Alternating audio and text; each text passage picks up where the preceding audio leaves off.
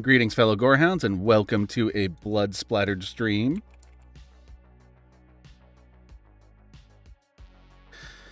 How you doing, Kaiju Z? How's it all going? How is this Friday afternoon treating you? And for those of you where it is not Friday or this afternoon, how is your day treating you in general? Or night? Hey, Damien of the Damned, how are you doing? Hey, Neon Ghost Wolf. Doing all right watching the raid for the first time? Nice, good choice. Hey, Falxifer. Hello, Flashman, the one true Flashman. A true, gentleman and a scholar, that man. Hey, the Shiera. Long, as in a long day? Yeah, I can understand that. That's good, Neon Ghost Wolf. That's real good. As you can see, I am trying out having this little chat box here. I'm a little annoyed at it because it seems to be one that I have to update every time I start the stream. So it'll work for now, but I'm going to try to put a more permanent one somewhere in this OBS at a later date when I have more time. But considering I got some criticism on Twitter for not being able to read the chat if you're not like in a web browser watching the videos, I figured might be a good idea to put the chat right there so that people can know what I'm responding to. Happy Friday. Thank you, Sam. It's going great. Awesome, Damien. Congratulations. Planning to go see Insidious 5 because Ghost did a song for it? Oh, shit. I didn't know Ghost did a song for it. Now I definitely have to see the movie. I fucking loved when they had a song for Halloween Kills. I wanted to give myself some breathing room, which turned out to be over a decade. Before I watched the film after Dread. Nice. Nice. Well, I'm glad you were able to finally watch The Raid. It's a great movie. Hello, I am enjoying the Just Hanging franchise. Rock on. It's a really good franchise. We're going like 4 or 5 entries strong so far. It's the Hunter's Moon. Hell yeah. Hell yeah. Good song right there. Great song even. In honestly, a very underrated album in general. I know it's a little bit calmer than previous Ghost albums, but I dug it.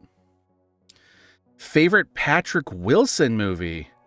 I'm not sure what I would consider my favorite movie by him. It might be Insidious, but there might be one that I'm not thinking of that's an obvious choice. Hunt, hunt, hunter's moon. Oh, man. Actually, my fellow Gorehounds, hold on 1 second. I will be right back.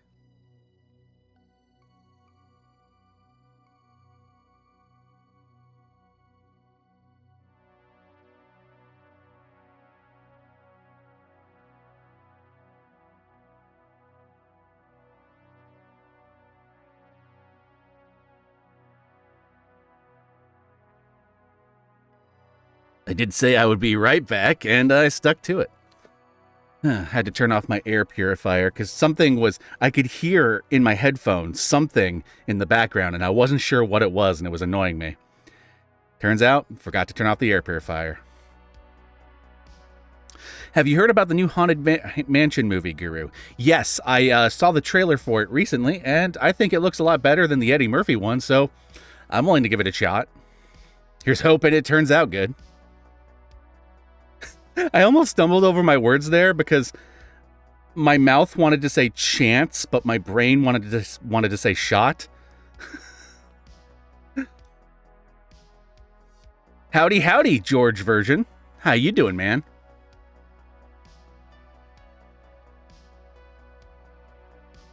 When does the main character become a zombie? Part 6 of Just Hanging Out. Gurus, a guru? Maybe.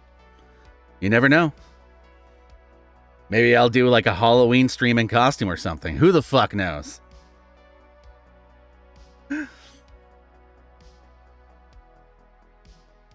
Oh, man. I feel like I should have flipped my camera because the chat is like over here, but I'm looking over here. Oh, well, I'll fix that on a different stream. I finally saw the trailer for the Marvels. Looks good. Hell yeah. That looks like a lot of fun.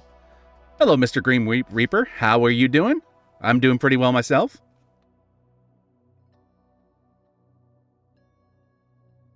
Here's hoping you don't forget your hair back at Disneyland to see it. Yeah, here's hoping.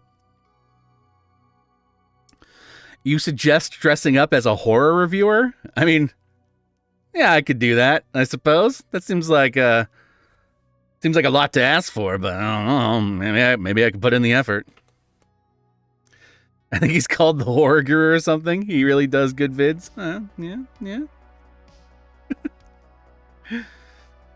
You have to come back in tonight? Like to work?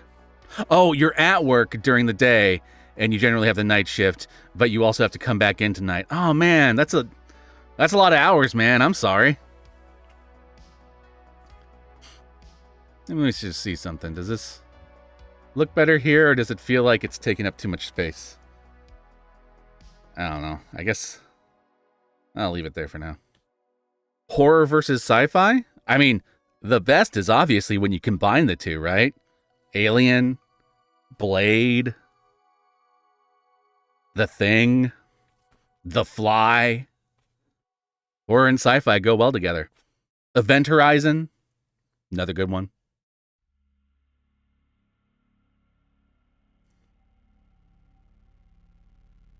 How are you doing, D-Angel?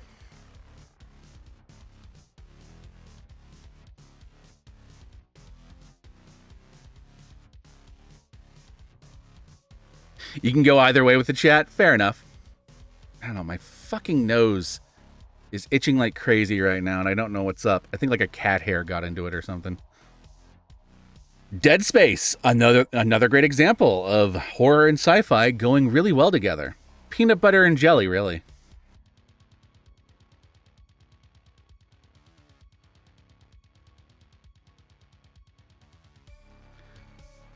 The Fly is awesome. Fuck yeah, it is. Can't go wrong with that.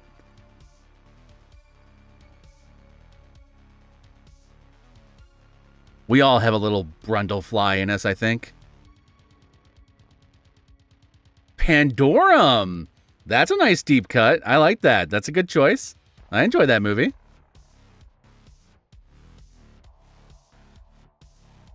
Hell, sci-fi is man's attempt at trying to understand and explain horrors and failing. Correct. 100%, Damien.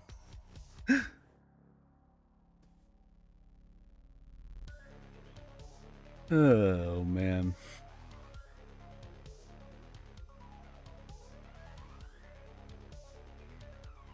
The Spot from Spider-Verse counts as sci-fi horror when you really think about it. I can see that.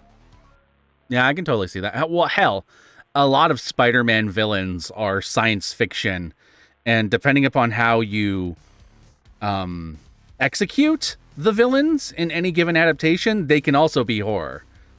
Hell, they managed to do that with Doc Ock in the Raimi Spider-Man 2. Gave him this straight-up Evil Dead sequence with his tentacles. The Lizard, great example of something that's very horrifying and also very sci-fi. Miguel O'Hara is also technically a horror hero. I can see that. Great time to stream for Europe. Yes, that's true. That's true. He's Brundlefly, but with a happy ending. Nice. You didn't like Pandorum? I mean, that's fair. I enjoyed it. I liked it because it gave me similar vibes to something like Event Horizon, but with a completely different story. Plus, that twist at the end, I fucking loved.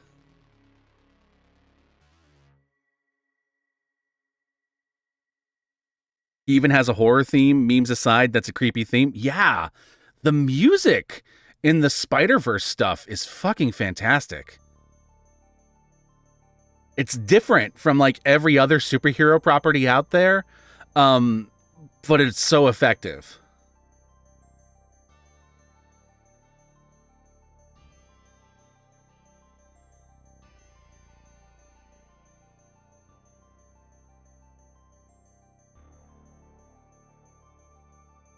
You know what? The 80s are the best period of horror because it was horror at its biggest. I can see that perspective. Yeah.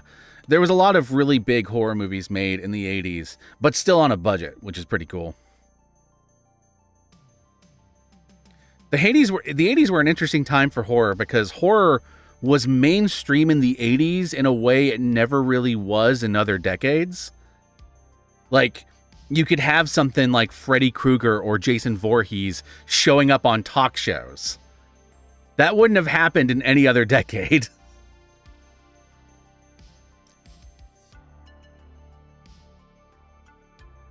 If you could make an animated horror film, what would it be? Honestly, I would fucking love, it would never happen, but I would love to see like old school Universal monster style movies like The Wolfman or Dracula, but done in like a 2D animated style. Like, I'm thinking, imagine like the imagery from something like Disney's Hunchback of Notre Dame, but like applied to Dracula and without the weird like gargoyle things. I would love to see someone do something like that. But it would never happen because in America, animation is seen so much as like a kid's thing, and kiddifying those projects would kind of defeat the purpose of doing them. Hell, just look at what happened to Hunchback of Notre Dame, and you could see the problem right there. Annihilation's a great movie. Hell yeah. How you doing, Papa Pineapple? I love Annihilation. Watched Green Knight plus Dungeons and Dragons Honor Among Thieves. Hell yeah. Those are good fantasy movies. I enjoyed those. Completely polar opposite ones, too. One's way more of an art film, and the other one is just pure crowd pleaser. Hey, John A. Johnson. Welcome back to the stream.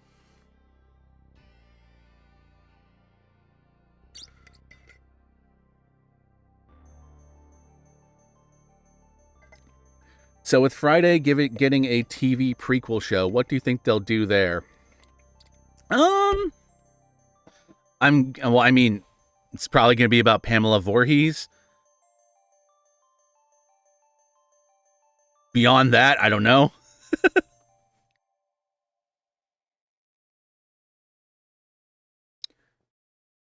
Candyman was awesome, but most of the 90s was iffy. One of the big problems I have with the 90s horror scene is that a lot of horror movies were released but didn't call themselves horror movies because it was considered a bad word. So there's this perception that there isn't many horror movies in the 90s, or that horror movies in the 90s were all really bad. But there was a lot of really great horror movies in the 90s. People just didn't call them that. And there was even still horror movies that were considered horror movies that were pretty good in the 90s too, so take with that what you will. The ending of Annihilation was a prog metal music video? Hell yeah. How you doing, Noah Talbot? I'm doing good, Papa Pineapple. I'm doing good. Hanging in there with all the troubles life has been throwing my way recently, but, you know, I'm still here. I'm still hanging on. Pamela Voorhees prequel starring Pamela Anderson. That would be interesting, I guess. Who is your favorite horror host? Mine is Elvira and the Crypt Keeper from Tales from the Crypt. Those are great choices. Crypt Keeper, I love. Elvira, I love. Svengoolie, I love. Mr. Lobo. Huge fan of Mr. Lobo.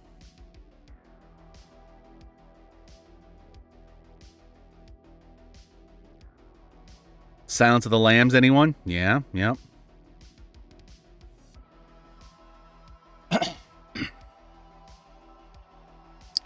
I'd love to see a Little Nightmares get something film related. Oh, you mean like the games Little Nightmares? I enjoyed those games.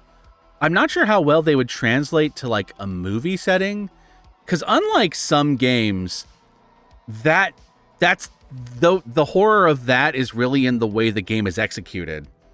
And it's in a way that really only works for games. So I'm not sure if that would translate to like a movie or a TV show very well, but I'd give it a shot. I love YouTube short horror content. Rock on. I don't watch much of that, but I know that it has its fans.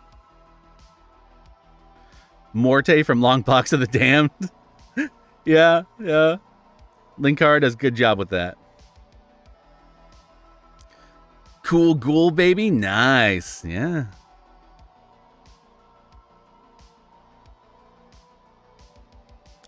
Late 90s Scream era was good, even though the Scream era movies were sleek looking. There is some good stuff in the late 90s that I really dug. Even some Scream knockoffs that I really like. I really like Urban Legend, for example. Dug that movie. Not so much the sequels, but the first Urban Legend's pretty solid.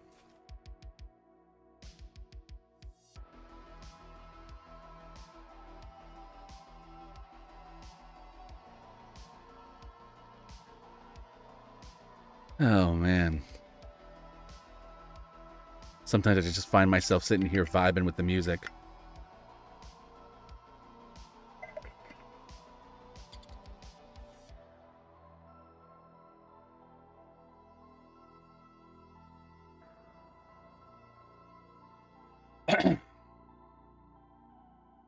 I wish there was an animated Vampirella thing. I could see that.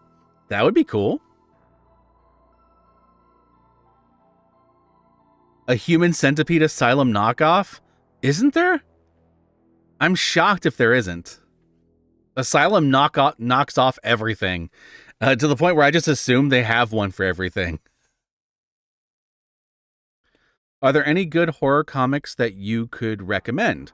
Honestly, I haven't been reading much comics in general for about a decade now.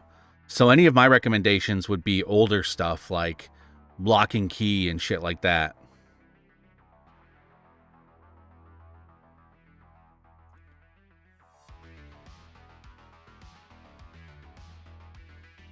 I'm glad you're hanging in there, man. Wish you the best with everything you're going through. I'm glad to see you're still making content and being awesome. Yeah, my only lament is that I wish I was making more blood-splattered cinema content and not just vlogs and streams. I do have another blood-splattered cinema in the works that I'm hoping to upload before the end of the year, but I really want to get back to, like, right before the pandemic, I had done like a year where I did like 5 of them in a row. I want to get back to that. I really want to get back to that. Hopefully I can.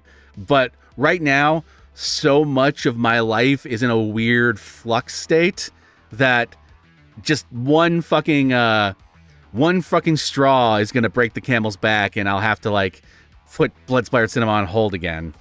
But I'm currently editing one. It is on King Kong versus Godzilla, the original one. And hopefully it'll come out before the end of the year. I spent like 3 hours this morning editing some of it, so we'll see. Western guy with Vedic eyes. Hi, Yogi. Yo, Yogi. Happy Friday to you, too. Nameless is a good horror comic. Good choice, good choice. Think you'll eventually get a sequel to the new Hellraiser, given how the ending went? It'd be nice if they do, but we'll see. I have no idea how well it did for Hulu as a platform, since it was a straight-to-streaming movie, so I have no idea if they're even considering a sequel at this point. I hope they do. I hope it did well. I thought it was good.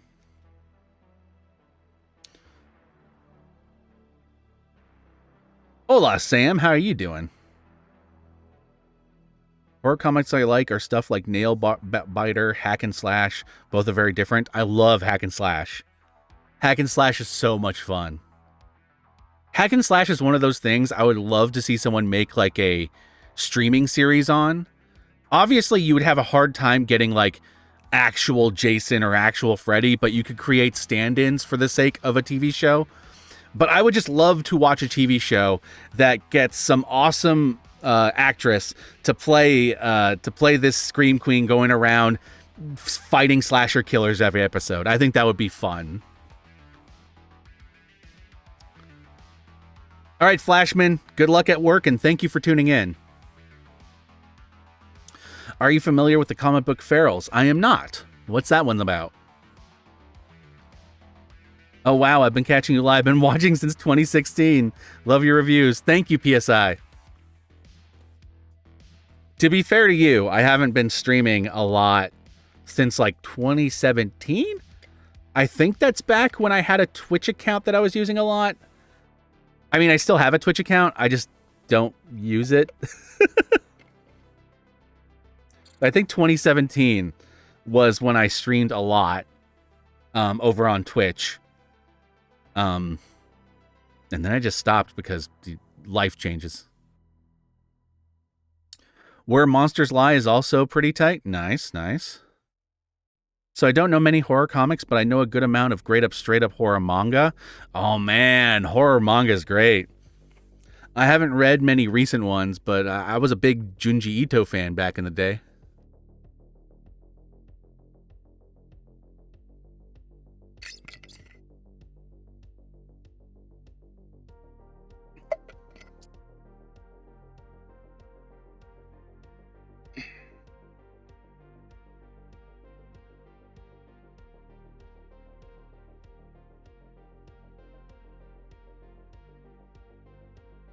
How's Jack going?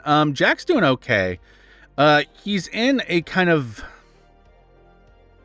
Okay, so for those of you that follow Jack on his stream, and maybe even on some of the streams I did recently this week, you might be aware that our landlord that had been our landlord for a really long time passed away last year.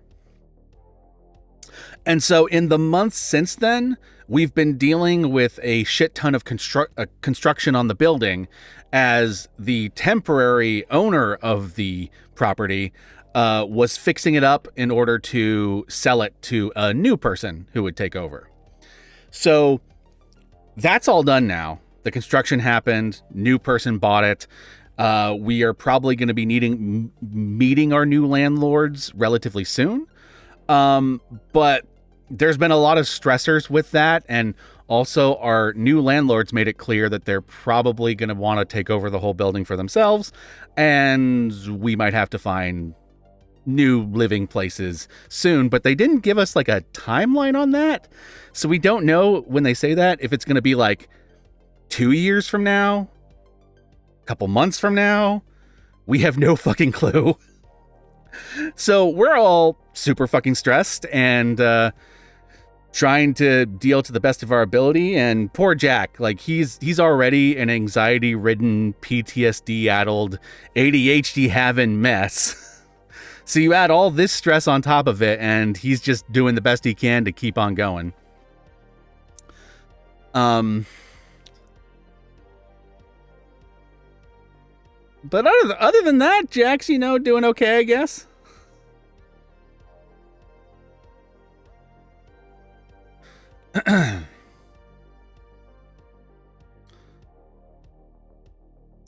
That's also partially why I've started streaming and trying to diversify my content a little bit, because our landlord didn't raise our rent for the longest time. And any new location we go to is probably going to require more money, which I currently don't have if I need to move. So I need to start making more money. So I need to start making this channel make more money. So streams, I started a TikTok to try to promote things a little bit more, and hopefully more videos. We'll see. The one thing I don't want to have to do is to abandon the channel and have to move on just to survive, but we'll see how things go.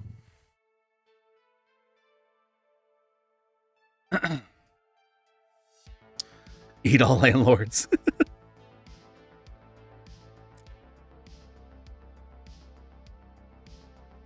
Is Jack shipping that pen and paper soon? I honestly don't know what the status of that is. He works on it every day. And Every time he thinks he's set to like get ready to, start the ball rolling on that, something comes up that makes him go, oh shit, I gotta keep working on this. So, is what it is. Blood splattered OnlyFans. Maybe if I get really desperate, maybe.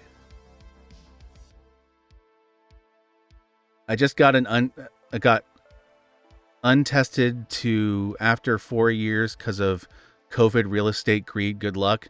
Sucks having others in control of your shelter. Yeah, 100%.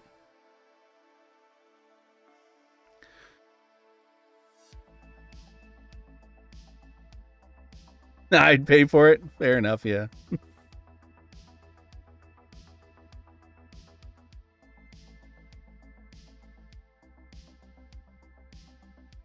California in general has a landlord problem. There's been a lot of deregulation over the years in this state when it comes to property ownership and when it comes to things like rent and stuff like that. There are areas that 100% have rent control, but there are many that don't. So you end up in these weird situations where there's a bunch of people who own a bunch of lands in buildings that they keep empty because they got some sort of scheme going on to keep money rolling in for just owning the property without actually having to rent it out to people. It's a big problem in this state. We have a huge fucking land crisis, but that may be a little too political for this stream's usual mood. I recently read a Korean graphic novel called Horizon. It's pretty good. Oh man, what's that all about? I'll have to check it out. Hey, GL Knight.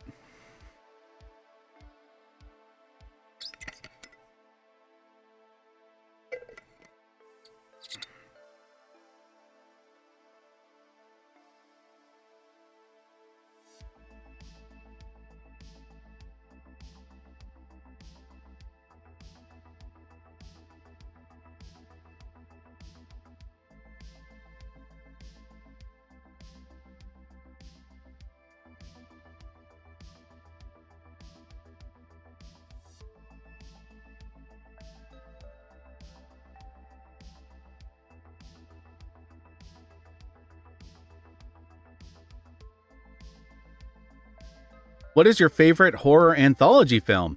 Ooh. Either Creepshow or Trick or Treat would probably be my go-tos for that. Do you think the new Alien film will be worth anything? I don't know. All I know is I'll be there with bells on to find out.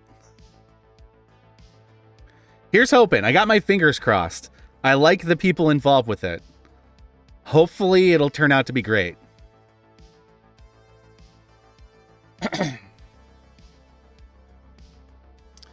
Become a sewer gremlin? I would. Honestly, there's a lot of for me personally, I'm kind of in a weird crossroads in my own life, just in general. I have a girlfriend. She lives in Ohio, and it's possible I might go out and live with her at some point. But there's a lot of things I got to consider before that first, because I was cursed from birth with a shit ton of health problems, not the least of which being my chronic asthma and things that have now developed over the past few years. So I definitely need my current health insurance, which is one that I can only get right now in this state, and is one that I'm currently getting thanks to the graciousness of my mother, who has been very kind in making sure that I still have health insurance, even though I do online content and don't make much money. And I know if I move out of the state, I'm going to lose that health insurance, have to figure things out again. And that's a little scary to me because, again, I have so many weird little health problems that I kind of need to be able to get my prescriptions and get regularly checked up with a doctor and make sure I'm okay. But that is a possibility. Like, I could move out of the state at some point and live in be with my girlfriend, which, it may end up being the default depending upon how things go in the next few months. It's about a boy and a girl surviving after their country is torn apart by war, famine, and disease. Ooh. It gets gritty and it has a religious theme at the end, but it's personal to the character. So, all right. Sounds good to me. I got lucky with my health insurance. My state has me so bricked up with benefits. I can get a heart transplant and the state covers it entirely. That's great. That's fantastic.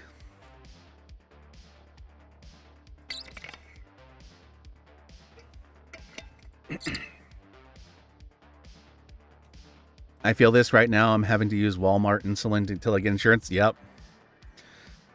You know what that's like. Not the insulin part. Thankfully, diabetes is not something I have, but I have other things.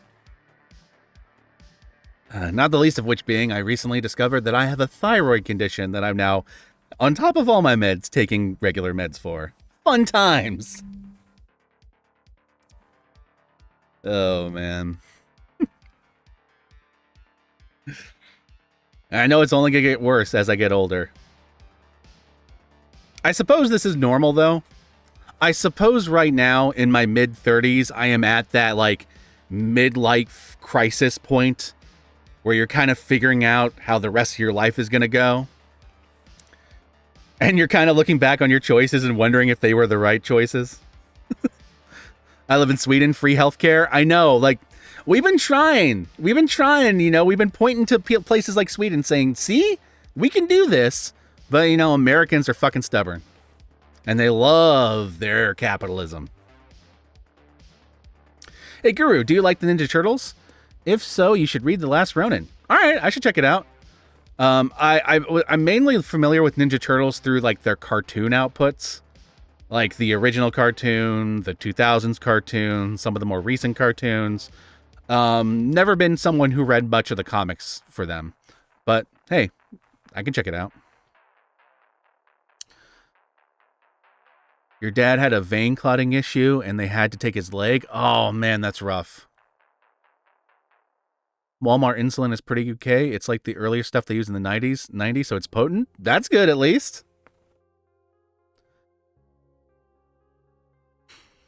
I got problems with being insulin resistant and my doctor has not... Hold on one second.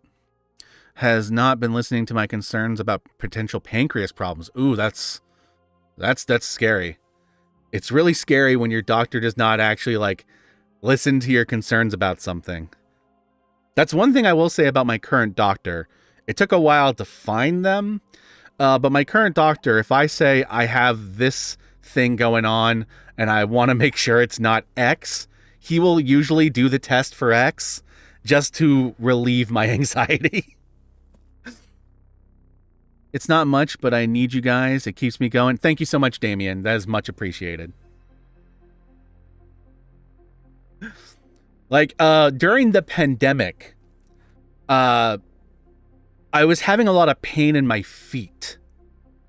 And because I was so sedentary and I was inside all the time and I was afraid of contracting COVID, I basically was at my computer for an entire 2 years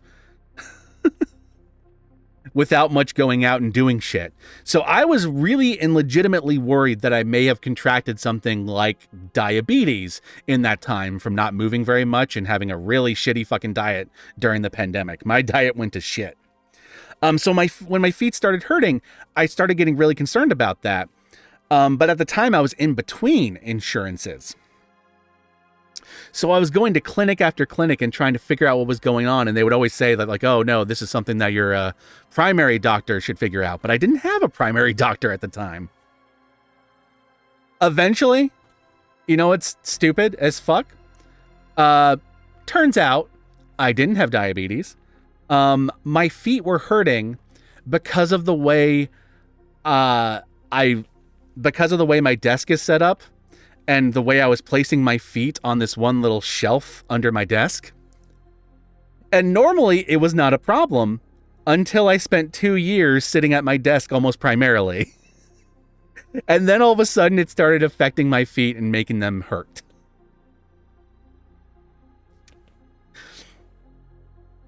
And I've had a lot of stupid scares like that.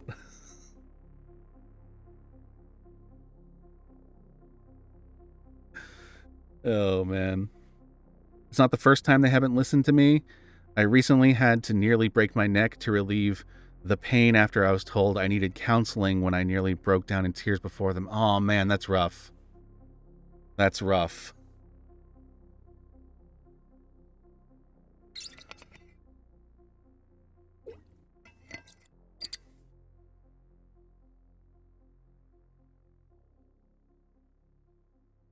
It's a legit med. It's just like the stuff they used before they made like the modern insulins. Rock on. Rock on.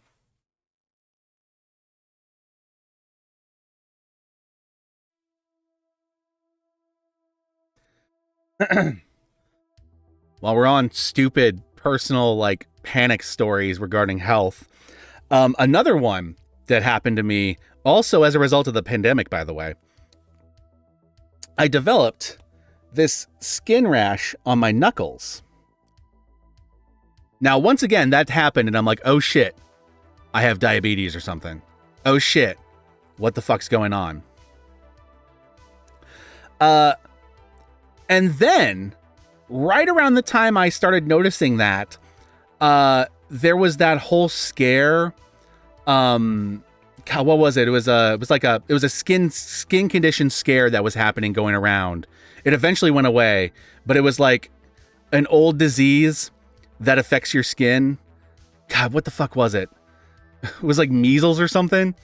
There was a big scare for that. I was like, oh shit, did I contract that? Here's what the stupid fucking rashes on my knuckles that I am super self-conscious about to this day are. And if you've noticed, I try to avoid putting this part of my hand forward in videos. Yes, it is eczema, but it's not eczema just because of anxiety. It's eczema because I overused hand sanitizer during the pandemic, and I destroyed the layer of skin that protects skin on my knuckles. The layer of protective, like, mucuses or whatever they're called. I forget what they're called, but I destroyed it over the pandemic, and I ended up developing eczema because I overused hand sanitizer trying to be safe for the 2 years during the pandemic. I'm just happy it only happened on one hand and not both my hands, because that would drive me nuts.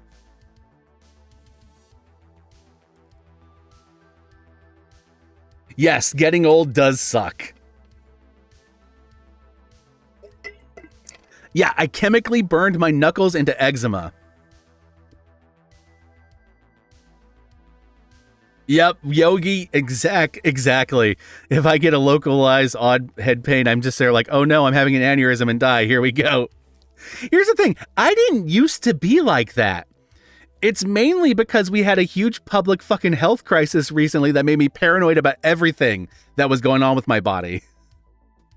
And it didn't help that I did have things going wrong with my body, but they were a result of things that I couldn't have predicted. I didn't know that using that much hand sanitizer would do that. I didn't realize that the way I had my legs under my desk was hurting my feet because I wasn't at my desk long enough for that to happen before.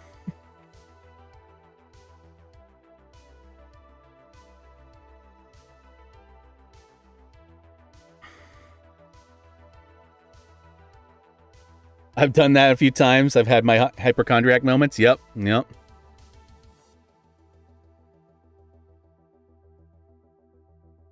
As someone with a condition where I exhibit stroke symptoms at any moment due to chronic migraines, oh yeah. That I imagine that must be a fucking panic attack every time.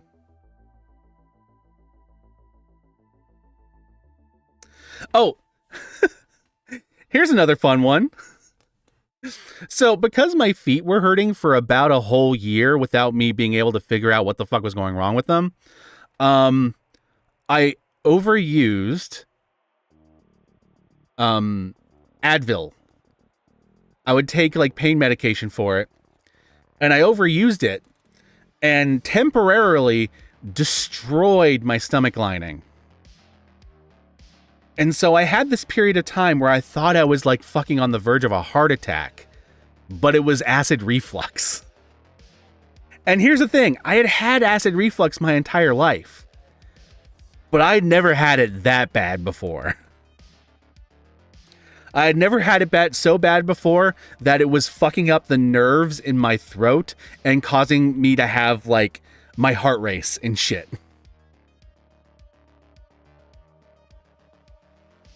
That was actually one of the big wake-up calls that got my mom to be just like, all right, fuck this. I'm just going to get you some health insurance. And I was like, you know what? I can't argue. Like, I'll take it. I need to see a doctor and make sure I'm okay. Hey, the mic is a pipe bomb. How are you doing? Or this mic is a pipe bomb.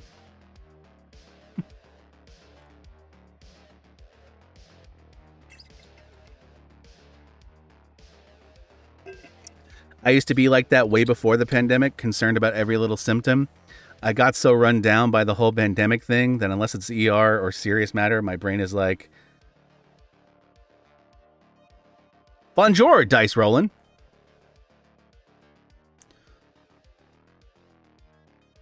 Greetings, Jeremy Jenkins. To quote Drago from Rocky, if I die, I die. Yeah, I get that. I get that.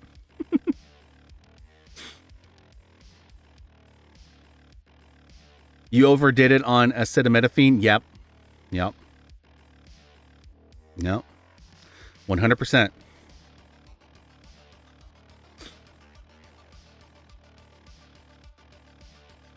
I feel like after 30, you should get a free year supply of Pepto. Yeah, 100%. 100%. Greetings, John. How are you doing? Doing good? That's great, Mike. Happy to hear. Welcome to a stream that I didn't expect to be just talking about health problems, but it's kind of gone in that direction, apparently. I should have named this the I'm in my mid-30s and I'm getting old stream.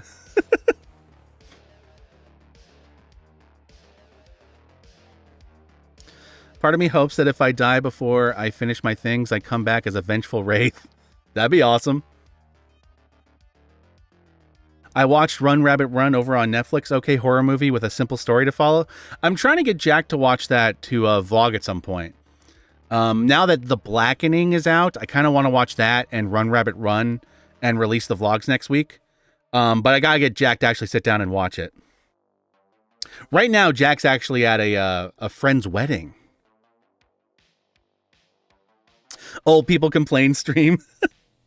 Weird question. What is your favorite ghost song? From the pinnacle to the pit.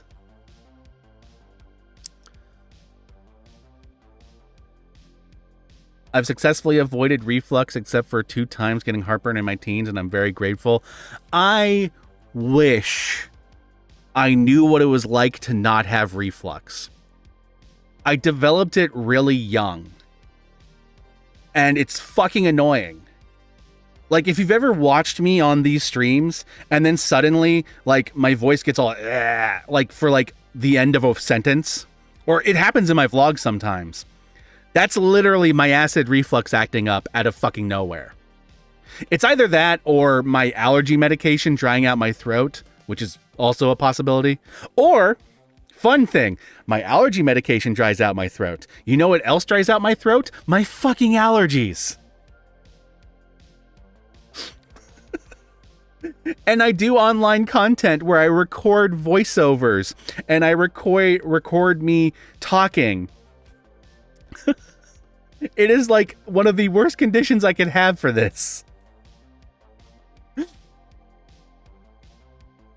I developed hypochondria after 2 years of unemployment. Before that, I worked 10 years, and now I have worked for 3 years again, and those 2 years broke my brain. Yeah, I can see that.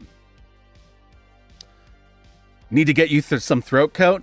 Actually, for a while there, I was using like a throat spray to get through things. It works to a certain extent.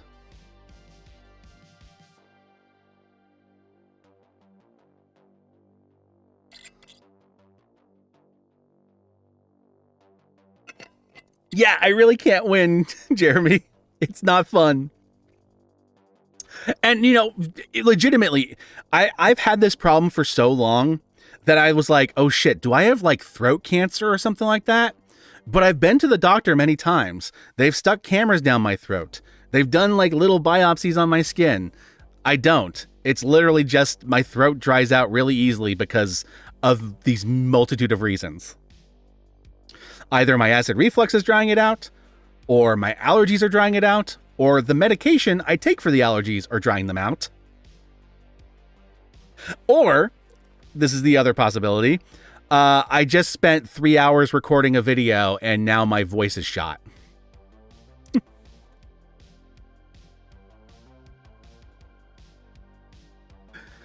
That one's a little bit more easy to live with because that implies that I started getting the problem after recording things as opposed to right when I'm doing it. Dance Macabre is a great song. I love it. You finished watching The Raid? Hell yeah, what'd you think?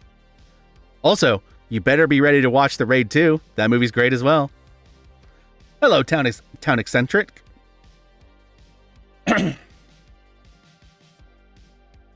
My ancestors gave me 2 gifts, the ability to tan and the ability to devour spice.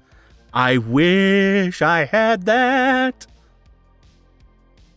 I really wish the Hispanic part of my genes was a little bit more dominant on the ability to handle spice. The action was great and I enjoyed the story. Definitely check out The Raid 2 because it has way more story and the action's even more elaborate. The Raid is like the opposite of John Wick, where as the movies go on, there's less and less story and more action. The Raid gets more story in the second one.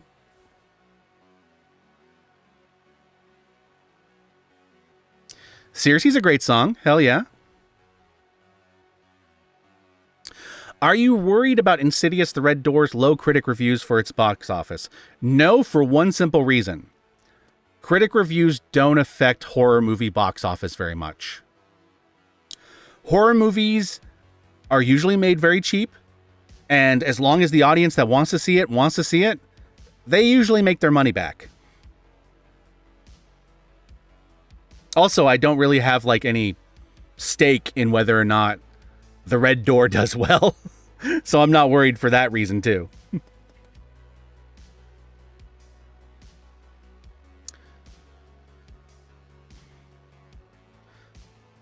Think you're gonna watch 2 in a bit? Rock on. The fucking bus scene in the second one, great scene. Fans love Insidious Red Door? Rock on. That one, I think I'm going to wait for it to hit streaming to watch. Yeah, that's the Blumhouse model. Their whole model is not spending over a couple million on a movie. And because they usually are really good at marketing their movies, they always make that money back. Even box office disappointment Blumhouse films are still usually box office successes.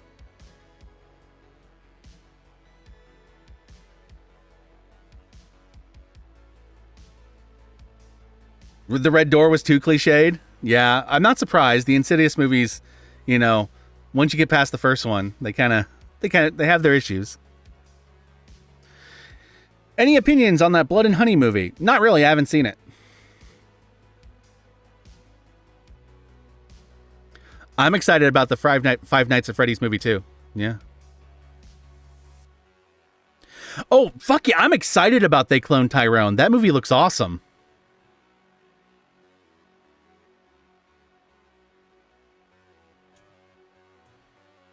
Someone mentioned Pig. I mean, you could watch Pig, but it's kind of like the Pig is a great movie. I love it. But it's kind of like the anti John Wick. Instead of like, going around and killing people out of revenge. He like goes around and gives them existential crises. It's kind of wild. You've seen it? It sucks? Which one sucks, John? Besides you. I'm just kidding. I love you, John.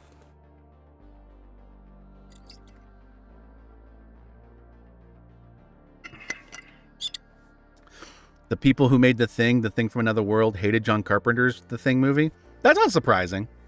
Different sensibilities. Will you watch the Omen prequel, The First Omen, if it comes out this year?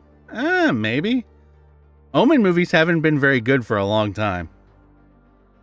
But maybe.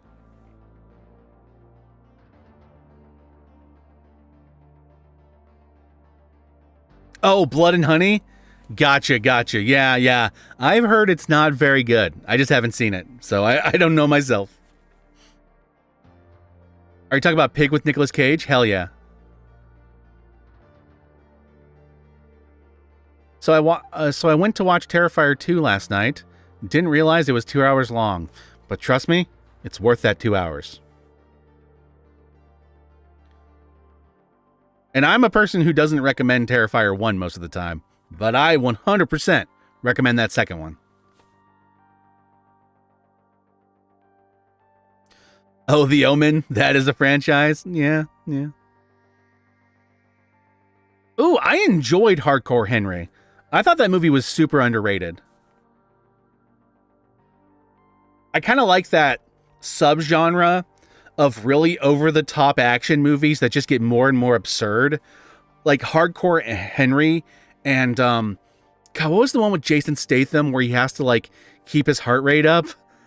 I forget what that movie was called. They made 2 of them. But those movies are kind of like in the same category.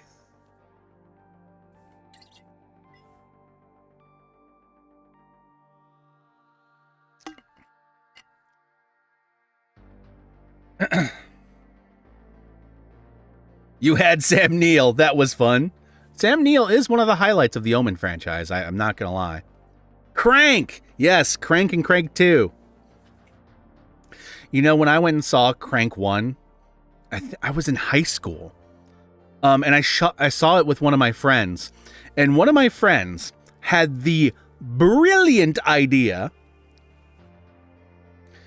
of bringing a bag full of energy drinks. And his goal was to drink a whole gulp of one every time he did something in the movie that shot up his heart rate. My friend was seeing Narnia after the amount of energy drinks that he ended up drinking that 1 hour and a half session of that movie. He was running outside in circles because he just had so much fucking energy. It was wild.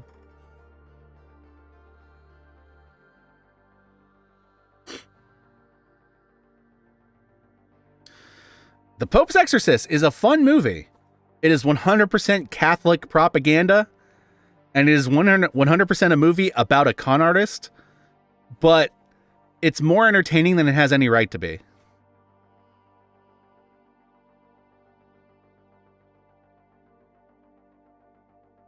Peace out, Liam, and thank you for tuning in. Hope you have a wonderful day.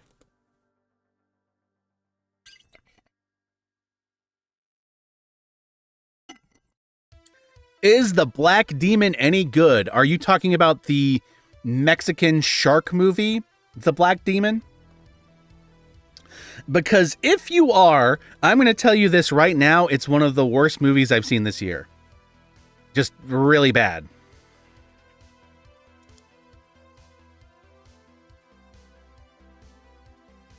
Have you tried eating cocaine? Too much energy drink will kill your heart. Yes, 100%, which is why my friend, who was like 16, 17 years old, did it then, and would probably not do it now. It would probably kill him if he did it now.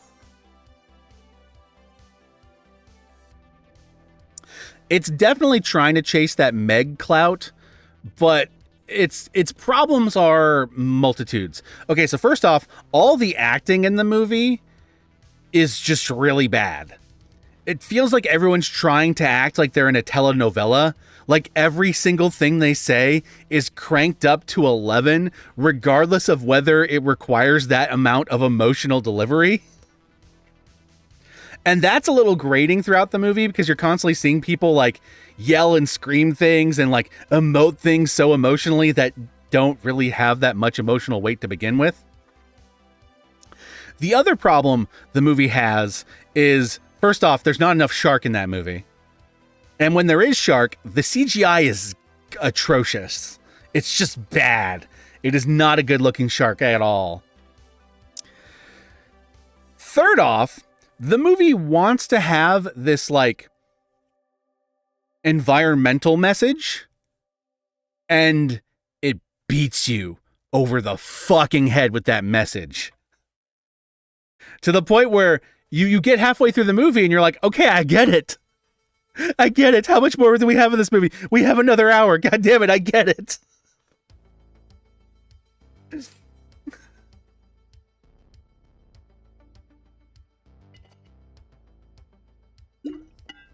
Also, I think the movie's a little low-key racist. I thought it was a Mexican-made film. No, it's an American-made film set in Mexico, and apparently everyone in Mexico is like a rapist or drug dealer, murderer, except for like the one good one.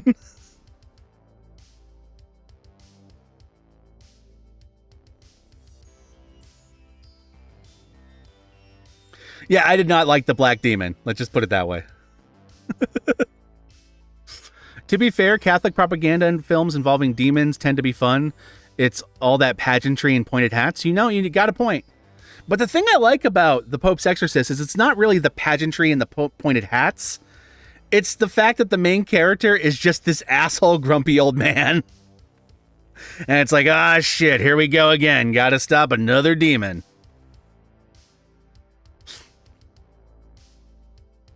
Have you seen The Blackening yet? No, but I plan on watching it this weekend now that it hits streaming.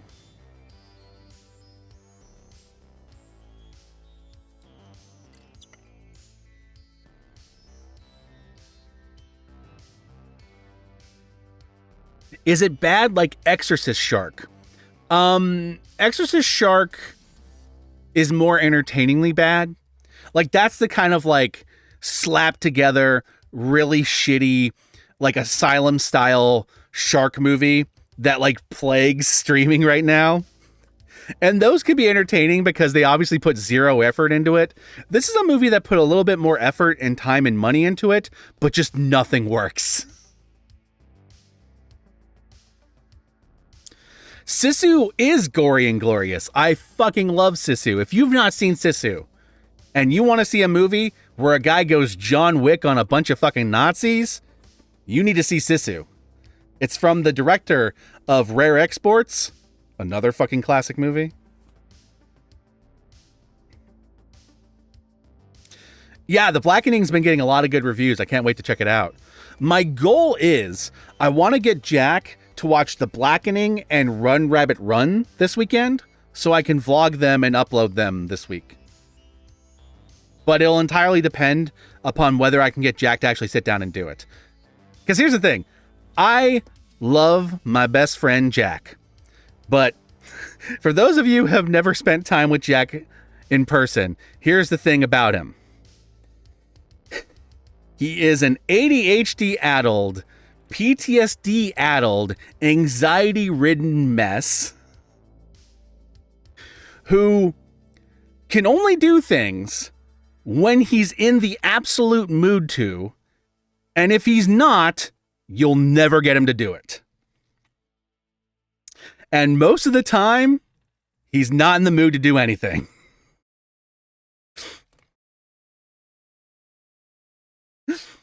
I love that man, but anything I want to do involving him is on his time, when he's ready.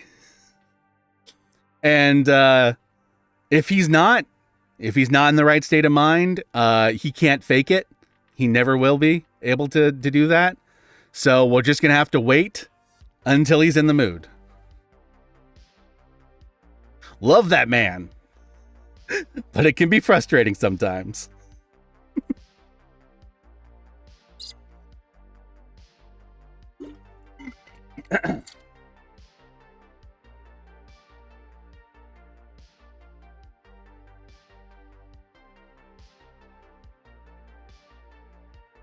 Yeah, that's the other thing. And when he is in the mood, it'll be like 4 a.m. and I'm about to go to bed.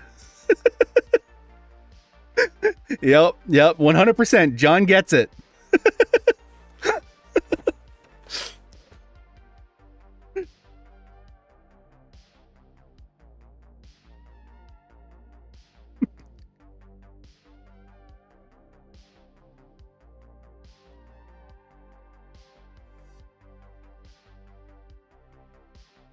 Are you interested in the Lives Inside 2023?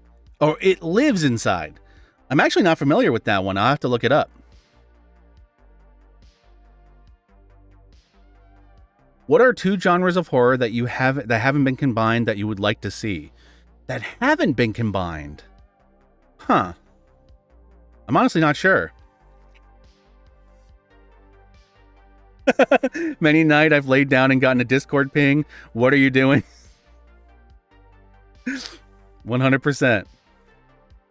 Like this is a great example of like taking it out of the realm of like video making and streaming and all that stuff. This is like an average conflict in this like apartment between the 3 of us. Hey, Jack, can you go to the store and pick up some eggs? All right, Jack, I get it. You're grumpy. You're not in the mood. All right, well, you'll do it later? Okay. Cut to like 6 in the morning and nothing's open. All right, I'm finally in the mood to go get some eggs. Well, you're going to have to wait for the store to open. We wait for the store to open. I'm not in the mood anymore. All right, I guess I'm going to go get some eggs. And you just go to bed, Jack.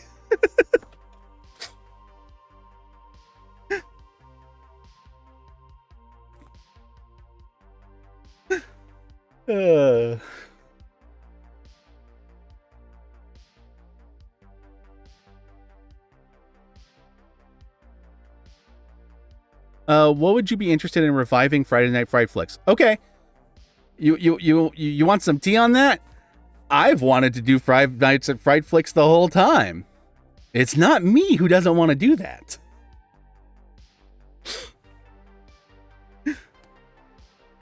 I wasn't the one who even decided to stop doing it. Jack got burnt out on it. Basically, what ended up happening was, okay, so I'm the kind of person who can watch shitty movies all the time. Like, even if I don't like them, I watch the bad movie and I go, that movie was bad. And maybe I'll rant about it for a little bit. And then I go on with my day. And then the next day, I'll watch a different movie. If Jack watches a shitty movie that pisses him off, that's going to weigh on him for a month. He's going to be mad about it. He's going to be ranting about it at every fucking turn. And he's not going to be in the mood to watch any other movie because that one movie ruined it. Does anyone out there have cats? You ever have that thing where like the cat really, really fucking wants something, but then you like do the one wrong thing and the cat doesn't want it anymore and walks away? You ruined it. That's Jack a lot of the time. So when we were doing Friday Night Fright Flicks, obviously if you're going to see a movie every week, 50% of those movies are probably not going to be very good. The other 50% are probably going to be pretty solid. But if we went like a couple weeks in a row and got like some really bad movies, Jack will not want to go again. And one day he didn't, and then we didn't do it ever again. And so that's why Friday Night Fright Flicks died. Now, he has told me since then that he was also like disappointed with the views that those videos got, but that was like back in the blip days before we were doing before we had transitioned everything to YouTube. I honestly think they would still be doing okay now. But then again, Jack has always been like, oh, my videos don't get many views. And then I point out to him like a month after he says that the video now has like 10,000 views. And he's like, oh, when did that happen? And I'm like, because you took one look at the results like 5 minutes after you uploaded it and then assumed that's what the views were for the rest of the month.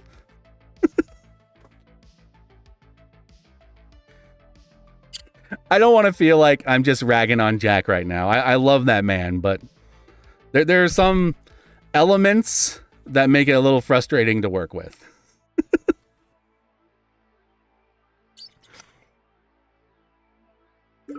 I'm pretty sure the den broke him. Yeah. Jack is a house cat. Yes, he is. You want to know how much of a house cat he is? One of his ADHD fidget tendencies is to scratch things. So he'll like peel things and scratch them and like ruin couches and shit doing that.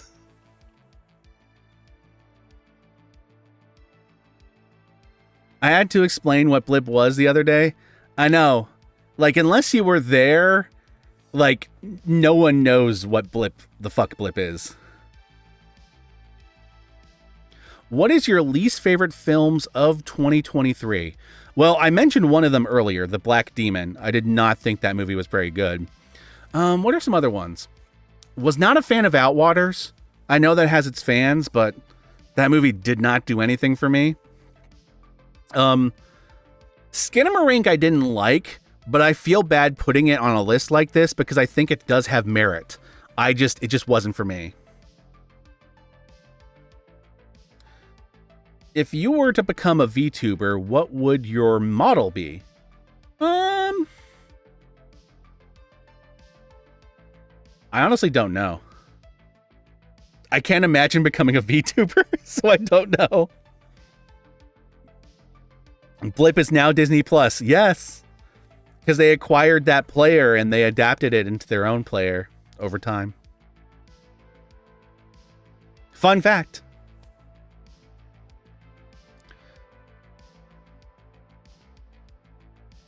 Yeah, well, because as John is saying, one thing that I want to be clear about, to be fair to Jack, these tendencies aren't his fault. Like I said at the beginning of this, the dude has ADHD, so he already like has a condition that makes it so he's only interested in what he's interested in, and anything else is boring to him. And that also means that things that are bad or things that are boring to him physically hurt him in a way they don't hurt me. Because like if you have ADHD, like being bored hurts. And Jack gets bored really easily. He also has PTSD for a multitude of reasons. So at any given time, he could be accidentally triggered.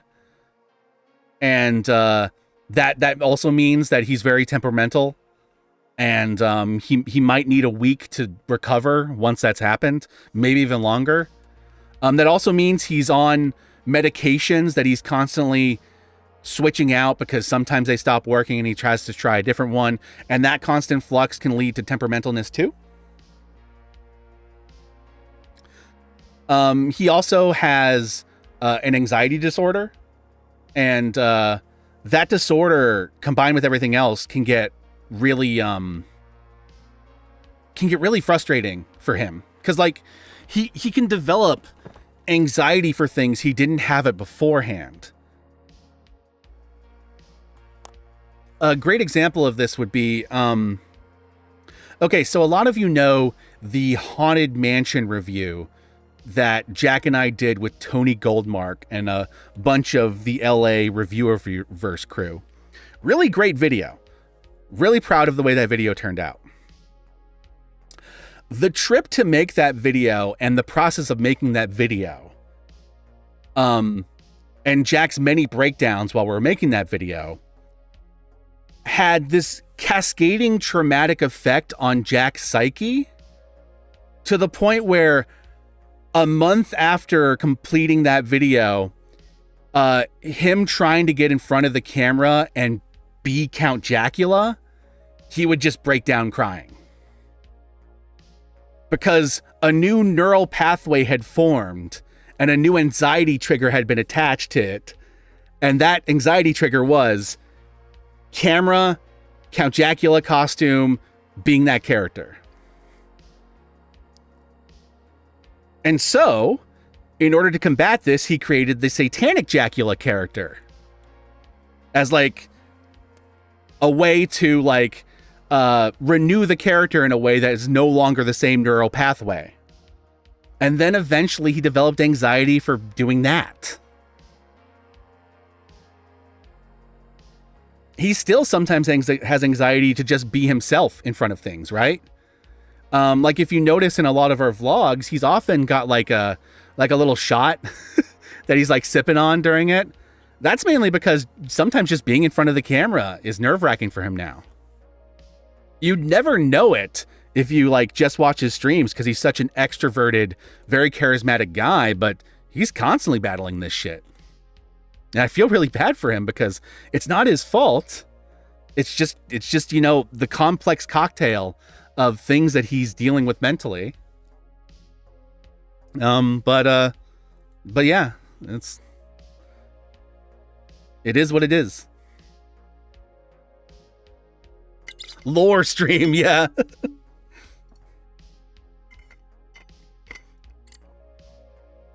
I hate how neural pathways just form. Yep, exactly. Yeah.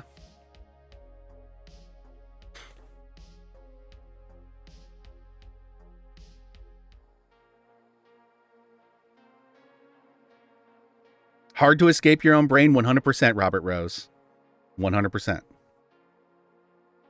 It's super rough. You know?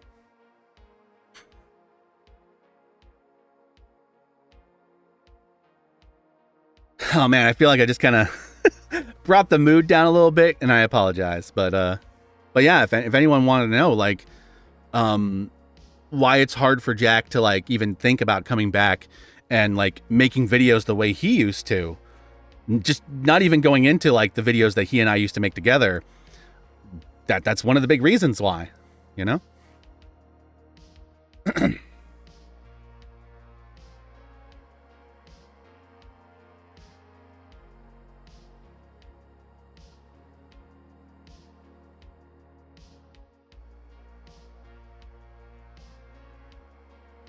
And the thing is, he's really talented and great at it, and that performance anxiety thing has to hurt many people. Yeah, it 100%. That man is great at everything he sets his mind to. It is unfortunate and it is tragic that so often, after a while, those demons end up getting the better of him. And he convinces himself that he was never really good at it and eventually abandons it. But it's never true, you know? He was usually great. It is what it is. I hate when neural pathways form when it comes to anxieties with my parents in particular, because I do not wish to explain myself to them. Fair. Yeah, fair. Psycho Gorman is Power Rangers meets Hellraiser. You are correct, Christopher Santiago. Oh man, I fucking love all like the tokusatsu Power Rangers vibes in that movie. Dude, I literally said my dad lost a leg and toes and my mom is in the hospital. Fair enough, yeah. Yeah, fair enough. The man rocks as he keeps going. I tried to make Damien of the Dam my own channel, and a lot of inspiration came from Jack. Yeah, absolutely. He inspired a lot of people. That's why all of you that were inspired by him, keep holding that torch, man. He may not be able to do it as directly anymore, but I guarantee he loves the idea that people out there were inspired to do shit because of him. When's the next episode? I miss your reviews. Why no new stuff? And it can get very defeating. True.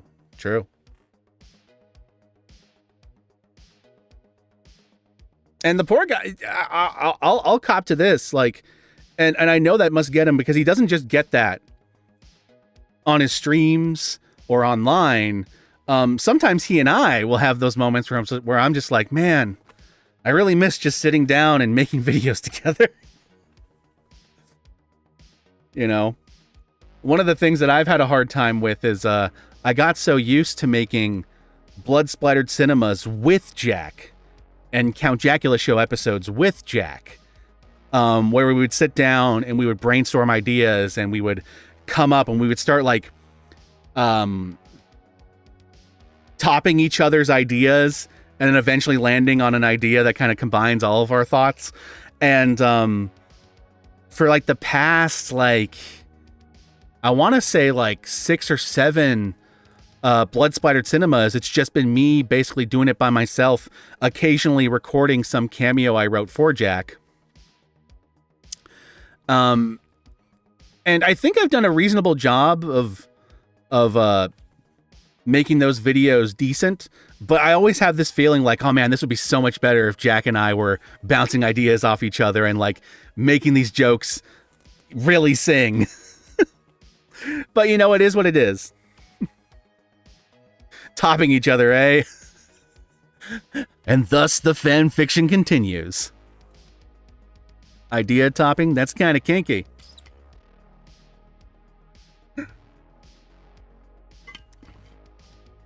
That's why I love hyping Jack up. It's funny when his brain demons think I'm going to stop. Honestly, Yogi, there are times in this apartment when Jack is super fucking down on himself, and Linda and I, and maybe even some friends like in his close proximity, have done everything we can to try to help him, and we'll tell him to either call his brother or Yogi. And after the phone call, he'll be great for at least another 24 hours. So you've always been a great help, Yogi. Horror Guru Count Jacula Yowie. I know, because I've had it sent to me, someone out there has actually done that drawing.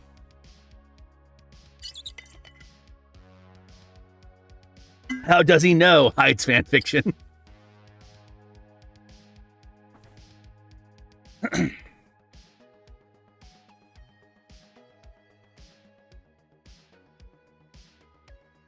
I know that he's my best friend, but there's a certain level that I know that I can't actually penetrate when he gets to a certain level of depression.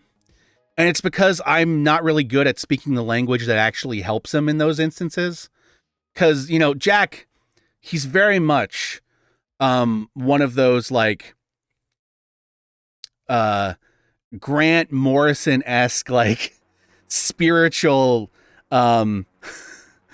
acid-loving types.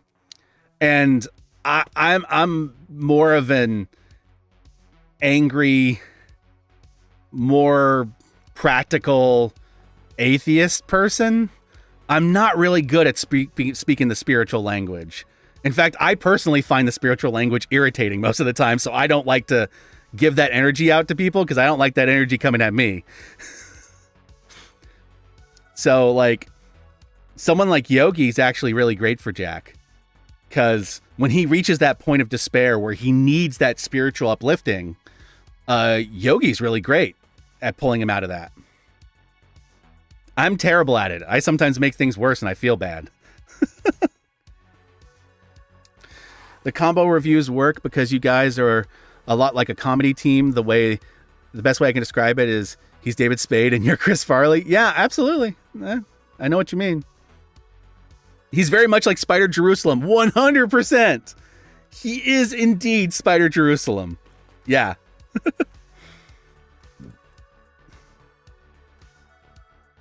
I'm human serotonin. Hell yeah, you are, Yogi.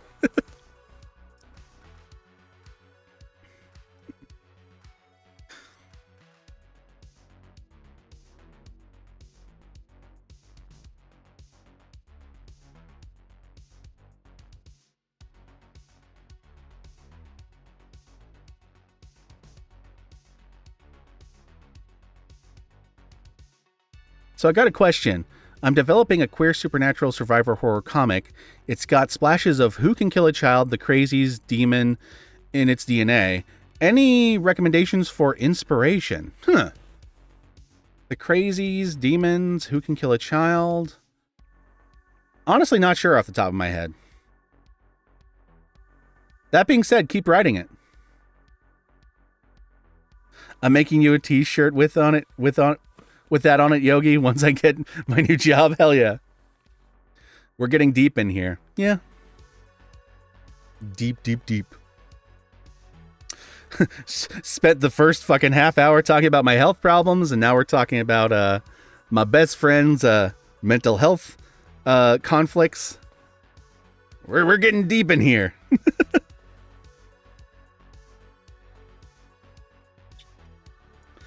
Did you see they announced a new Goosebumps? Fuck yeah!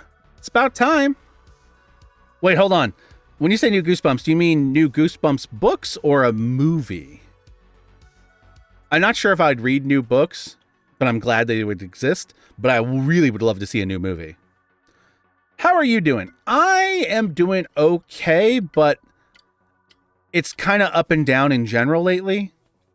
Like I was talking about earlier in the stream, the kind of flux the living situation's currently in has got me like all kinds of fucking anxiety ridden. And there's a lot of questions about where I'm going to go in the future, how that's going to look, and what things am I willing to give up to get there, if that makes sense.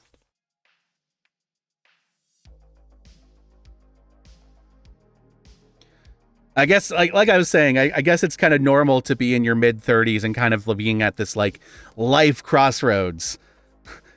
Do I go over here, or do I go over here, or do I go over there?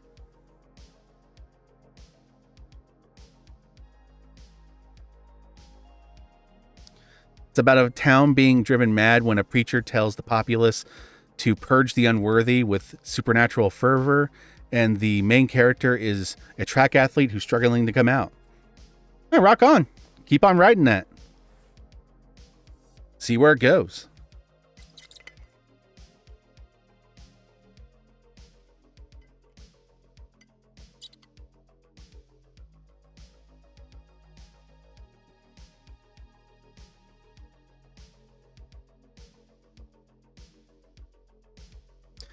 I'm planning on within a year to move away from my home state and start a brand new life at 35. Yeah. Still with Jesse, so not all brand new. Well, here's the thing. Starting a new life while having a partner there with you, I guarantee, as hard as it is to do, having the partner there is sometimes the rock you need to hang in there. I'm definitely like, I have the prospect of a new life, and one of the, like I was talking about earlier, you know, like I have a girlfriend and she lives in Ohio, and at one point I do want to go and live with her. We were talking like back in, like, we've had like conversations about maybe her coming out here and me going over there. It looks like most likely first thing would be me going out there, which is totally cool. But there's some things I got to figure out before then, like my health insurance, for example, which my mom has graciously helped me with, is tied with California. I can't just go to another state and use it. And I have so many health problems now, and I'm constantly developing new ones, that I can't just abandon it. So I got to figure that out. I also just, in general, no matter where I go, whether I stay here for a little while, whether I go out there, whether I find some place as like a middle ground until things are figured out, I need to get this channel to start making more money, or I got to figure something else out. Which, let me tell you, I don't want to completely abandon everything I've built and try to start a completely new thing at 35.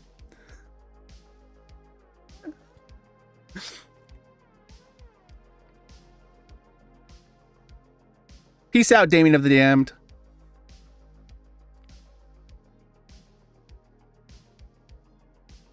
And the sad part is I know that I could probably get this channel into gear if I can figure out a way to get myself to make more blood splattered cinemas faster.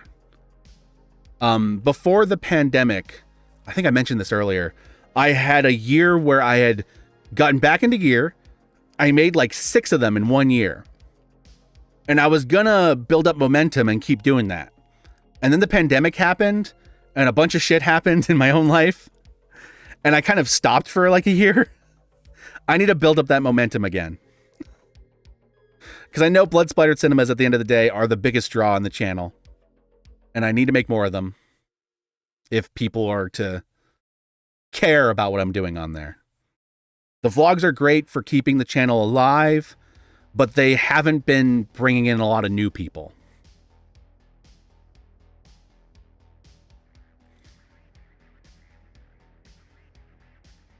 So weird question. Are you going to vlog for Barbie? Probably not. I think Barbie and Oppenheimer, I'm just going to see on my own for fun.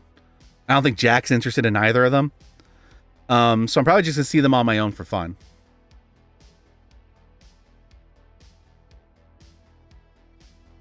Would it help for you to have someone else help edit? Having an extra editor would probably be super helpful. Unfortunately, I do not want to take on an editor that I can't pay.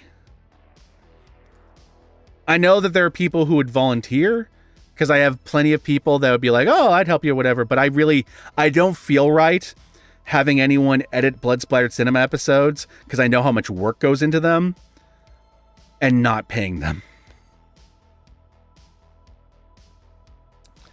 Maybe if I reach a point where the channel's making a little bit more money, I'll consider that.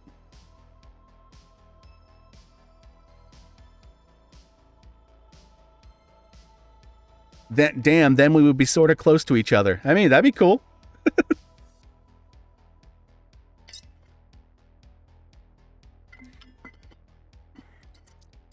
As a former content creator, it feels very predatory. Exactly.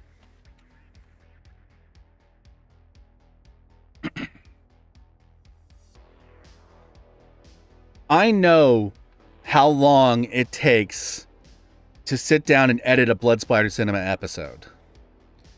And I'm willing to do it, even though I know I'm only making so much money making these videos because it's my passion. It's my baby. And I'm sure there are people out there who love what I do who would love to help with that. But I do not feel right taking advantage of them if I can't pay them for the work.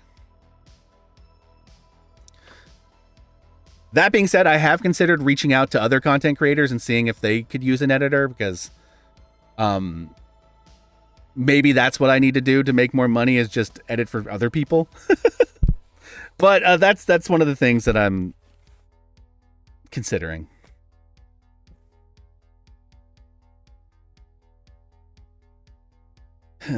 Like, one of my biggest anxieties while we're talking about all this, I basically graduated college. I entered the work world during the major fucking recession. Could not get a fucking job for the life of me. Started blood splattered cinema. And then that became my main job for the last few decades. And that's all I know, and it's all I've built. And despite that, it has not gotten me even to the dead meat level of success. Which it's not all about the success, but I'm more thinking about like the financial security aspect of being that successful when I say that. Not the fame or fortune or anything, just the having enough money to survive. And I'm constantly at this point where after spending however many years it's been since 2010 or 2011, whenever I started, abandoning this and moving on to something else, I really don't want to do because this is just what I want to do. But at the same time, I have to sit there and I go, yeah, but am I going to be able to survive with this?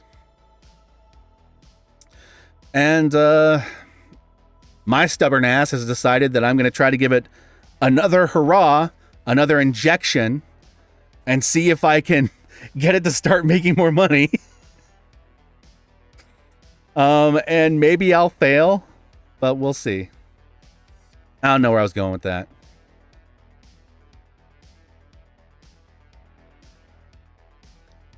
And then my depression tells me that whoever did it for me would hold it over my head due to past experiences. Oh, I understand that worry, yeah.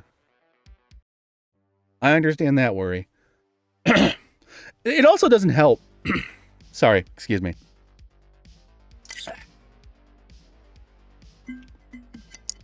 It doesn't help. In the early days of online content creation, everyone was doing everything for free. And so it was just kind of normal back then. People would just be doing shit. They'd be helping out their friends. It'd be whatever. It was all Wild West shit. Nowadays, it's really frowned upon for people just to be doing shit for free. And former, like old content creators who still were behaving that way to this day have had many controversies now to where it's like, oh, you didn't pay that person for that? Well, I mean, back then, no one was paying anything. Like, I hate asking for favors because I've been shown how transactional love and friendship can be. Oh, yeah. Yeah, that makes sense.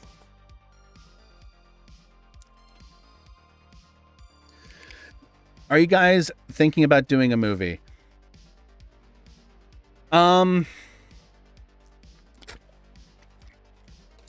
There was a period of my life where my vision was online channel, make videos, get popular enough and financially secure enough that I can try bigger projects. Like a movie or something like that. I've now reached this point where I just want my I just want my channel to make enough money to where I can successfully live. I don't need the bigger projects. I don't need the big studio. I just need to be able to survive and get by. And also, I don't think Jack could do that anymore. It was something that he wanted to do for a long time, but now, like, man has anxiety even touching a camera, so I don't think it would happen anytime soon. All Critics Must Die, yeah. All Critics Must Die is one of the major failures of my online content career that I look back on and I go, like, man, I wish I had approached that completely differently.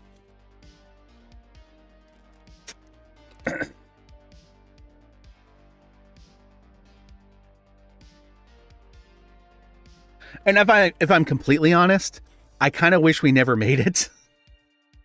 Because I think both Jack and I would have had a lot less stressors built and would have made a lot more videos in the early part of our video making career had we not spent like 2-3 years focused on that project.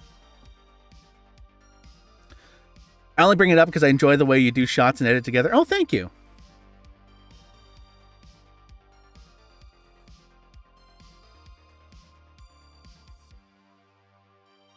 Yeah, there's a lot of horror stories attached to that project.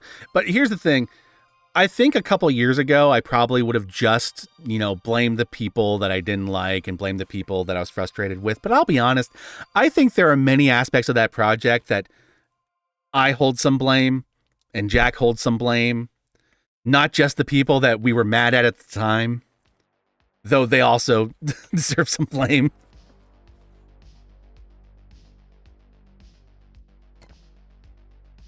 If y'all ever want to do a movie, even just for fun, call me. Hey, I mean, we'll see.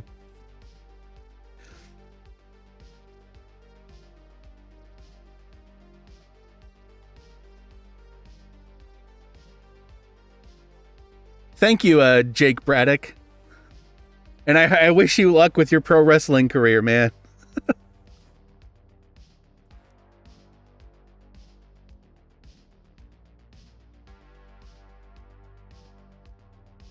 Hey, Victor Necrofunk, how you doing? You missed us talking about health problems, mental health hang-ups, and life failures. And hopefully life futures.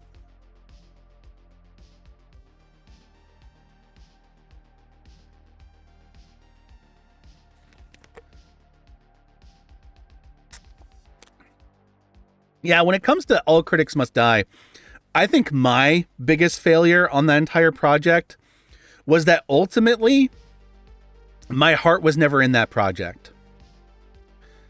I tried to be, but I never really wanted to make it.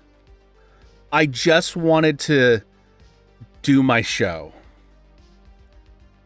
I didn't feel like we were at a point where a project like that made sense, if that makes sense. Because we were a bunch of nobodies on a forum making a movie that was like a huge crossover event, but like collectively we all had like maybe 1,000 fans. So the idea of a big crossover event with all of us and all that stuff just didn't make sense to me, because we would just be making it for ourselves. And I had just graduated college and I was trying to like build my career as a video maker online. So to me, it made more sense to make more Blood Splattered Cinema episodes, and then maybe after building up and garnering an audience, doing a bigger project like that. I just felt like we jumped the gun, if that makes sense. And so my failure was that I did not have my heart in it for a lot of it, and I was in the back of my mind just wanting to get it over with, so that I can get back to what I wanted to be doing.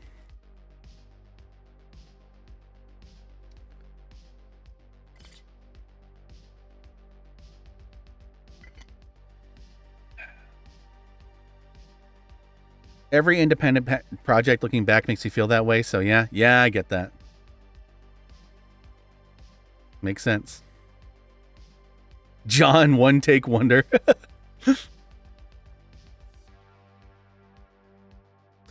It's not a healthy way to shoot a movie, no. Like, basically, we were a group of friends on a forum who all made videos. Collectively, again, we had maybe like a viewing of like a following of maybe like 1,000 people.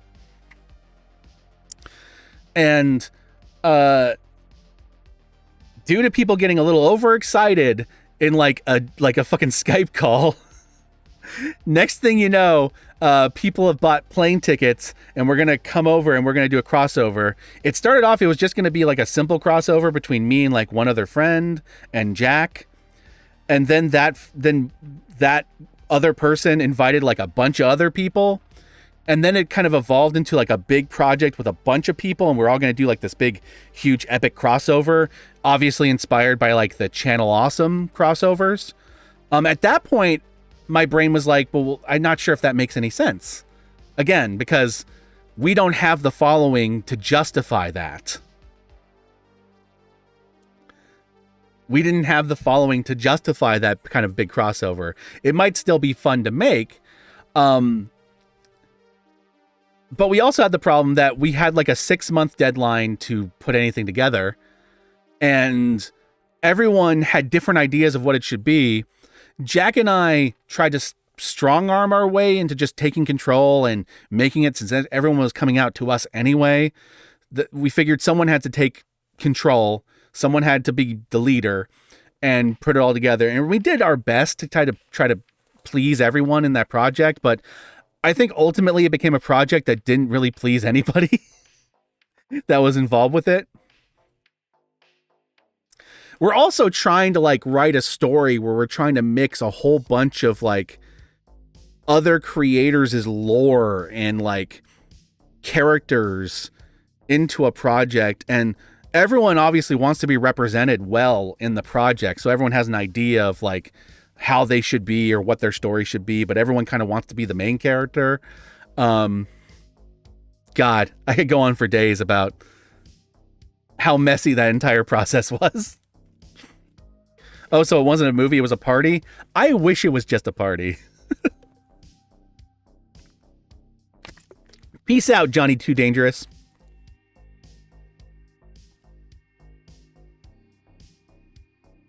Much love to a lot of the people that we worked with on that project. Like, we were all young, ambitious.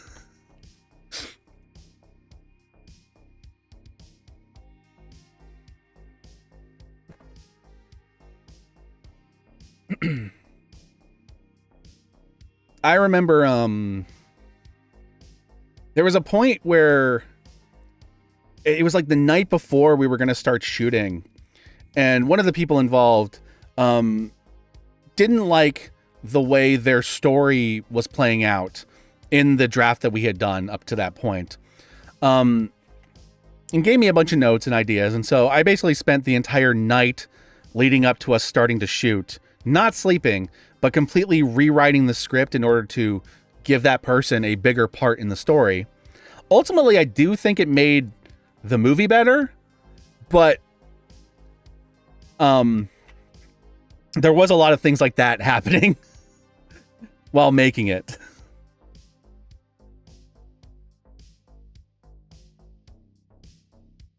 Vicious like the Cid?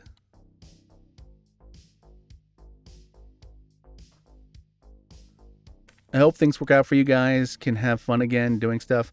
I honestly still have fun filming stuff. I wish I could get Jack back on board to having fun doing that, but I still have fun doing it. The thing that makes me sad is the only thing that's less fun now is it's kind of sad doing it on my own. I got so used to doing it with Jack. But even filming stuff with myself now, I've started doing it on my own because Jack's anxiety would get so bad sometimes, because he used to be the guy who I'd have behind the camera, like making sure I'm in focus and pressing record and all that stuff. But his anxiety got so bad that there were things that we filmed that ended up completely out of focus and whatever, just because he was too anxious and not thinking while we were recording. And so I ended up with some out of focus shots and stuff. So I ended up upgrading my camera so I had a better autofocus and just, you know, moving on to like filming things myself again. Hard transition because I really loved the creative energies we had together, but you know, if Jack can't do it, he can't do it, right? Guy's got shit he's dealing with. I can't force him.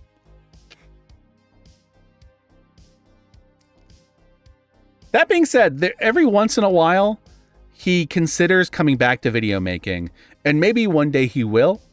But it'll have to be when he feels like it, which, who knows? It's an up and down emotional process.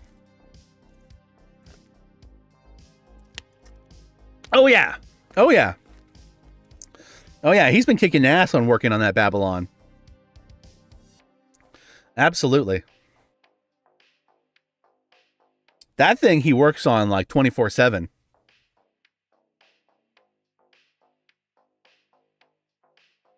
One day Jack will be back. I can't make that promise. I just hope.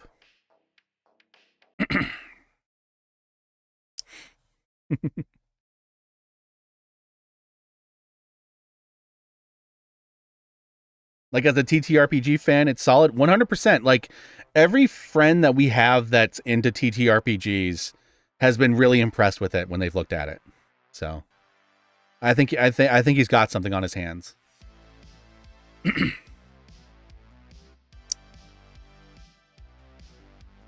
He does stream, that's true. Jack does stream pretty regularly. I'm speaking it into existence.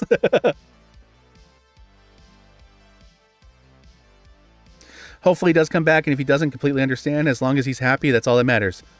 Agreed. 100%. By the way, Jen, how are you doing? Are you doing all right? I know you've been dealing with stuff.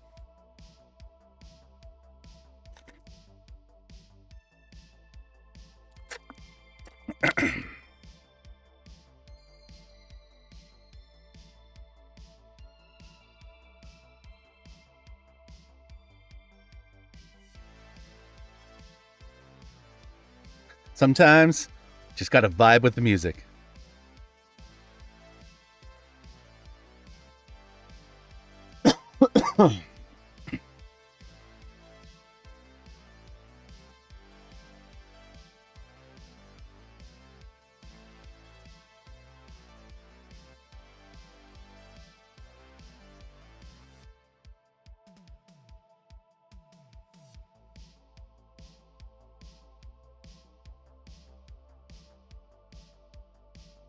Oh man, have we almost been going 2 hours? Damn. We must have got really into the weeds here.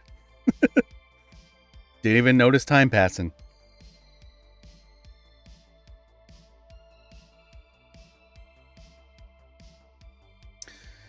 If anyone out there is looking for royalty-free music to play while streaming or video content creation, the music in this stream was provided by Karl Casey, aka White Bat Audio. I have a link to their YouTube channel in the description. They are on Spotify and Bandcamp, and I can't recommend their shit enough. They produce like an album every month or so, and it's all like synthwave stuff intended for people to use.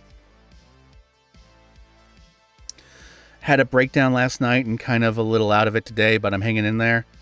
I'm glad you're hanging in there, Jen. I know it's got to be rough. I wouldn't mind more sessions of Babylon. Jack is 100% planning more sessions. A lot of stuff right now is just really in flux because the stuff I mentioned earlier about like the housing situation.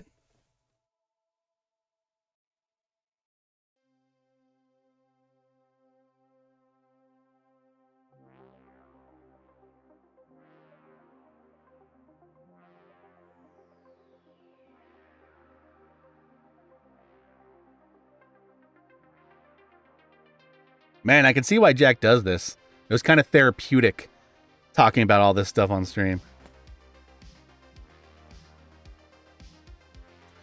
Played some Amnesia the Bunker. Is that the second or third Amnesia game? I remember playing the first one. I really like the first one.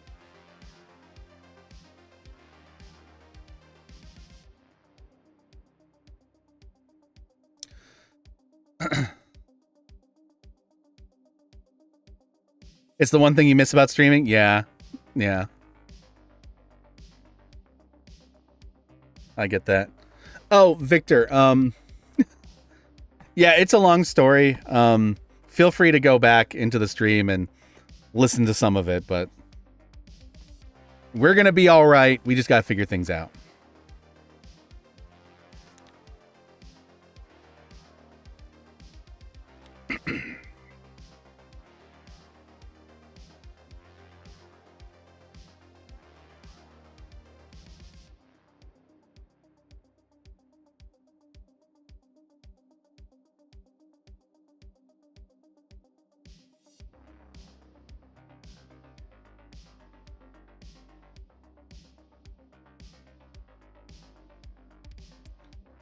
That's not exactly how Kendrick said it, but you are right.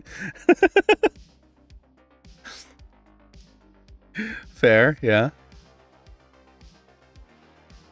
Technically, the fourth entry, the Descent, the Machine, Machine for Pigs, Rebirth, and the Bunker. Oh, man. They've been making Amnesia games when I wasn't looking.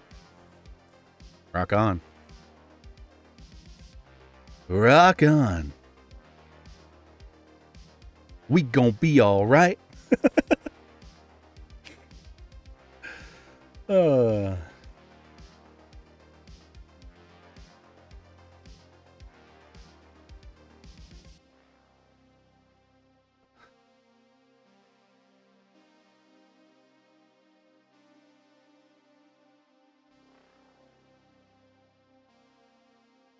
right, my fellow gorehounds.